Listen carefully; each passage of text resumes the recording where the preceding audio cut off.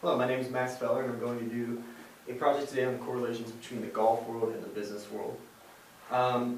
We were assigned a project by Dr. Schwartz on doing a correlation between two things. It didn't matter what it was, it just had to be two things. I really struggled with the idea of how to start off on this and what to pick. So obviously, one day I was golfing with my father, and really just struggling to think of an idea. At the time I was still undecided on my majors, but I was really developing an idea that I wanted to go to the business world. So I started thinking about business and obviously everything that goes into it, and I've read books on it and everything. You hear the cliches of, oh, you have to work hard, you have to do all this. And then I started to realize that, oh, I hear the same things when I talk to anybody about golf. So that's how I got the idea to start off with a business and golf correlation. So obviously, the main idea is that they're both very mentally challenging things. Golf is considered one of, if not the most mentally challenging sports there is. Excuse me.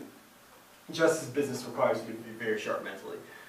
In business, you could work all day long on a hard day, and then at 5 p.m. have something rolled up to your desk right then that needs to be finished right then, and you have to buckle down and get at it and go after it. Just as in golf, you could play a long day, a 3-hour round in a tournament, be mentally drained, and then have something come up that you've messed up over the round that your coach wants you to work on the range for another couple hours afterwards. It's very tedious and hard work, just as in the business world. And it's just a matter of staying focused and just continuing to work hard, which obviously requires both constant practice and work.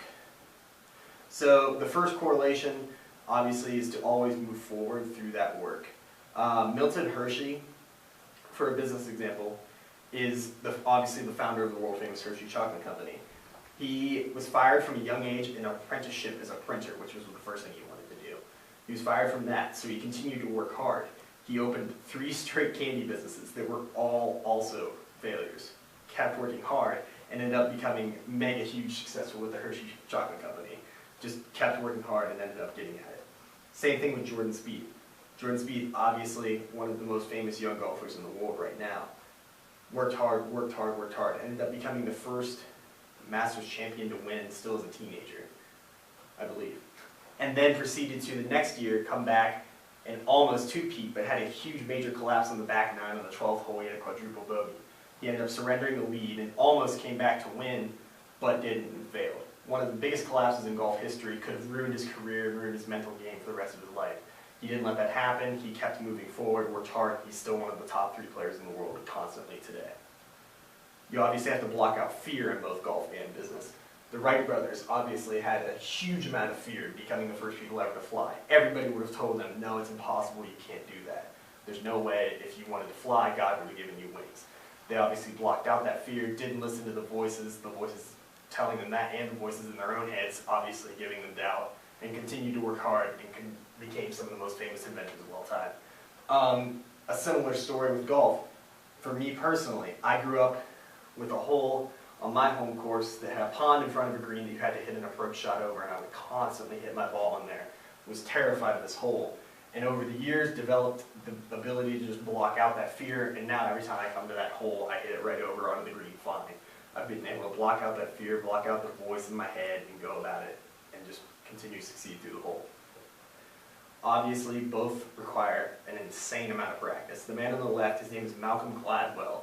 He wrote a book called The Outliers, which develops the idea of the 10,000 hour rule. The 10,000 hour rule states that you basically have to practice at something for 10,000 hours before you can become a master at it. Bill Gates is a great component of this rule. He states in the book that Bill Gates spent at least 10,000 hours through his high school years in the 1960s on computer programming, something that was very, very rare back then to have a computer. Obviously, these programming skills came into play as he founded Microsoft. The average PGA Tour pro hits about 16,500 golf balls per year in a practice round setting, not even taking into consideration the driving range sessions and everything else that goes into golf practice. This obviously, over just a few years, will add up to 10,000 hours worth of practice to allow them to master the game of golf. And then finally, if you're going to miss in either of these, you want to miss well. Obviously, Walt Disney is a great example of this. Walt Disney was fired from a newspaper company when he was young because he wasn't considered creative enough. We all know that's a ridiculous statement, as he founded the Disney company, and everything that's been creative with that is just ridiculous to think about.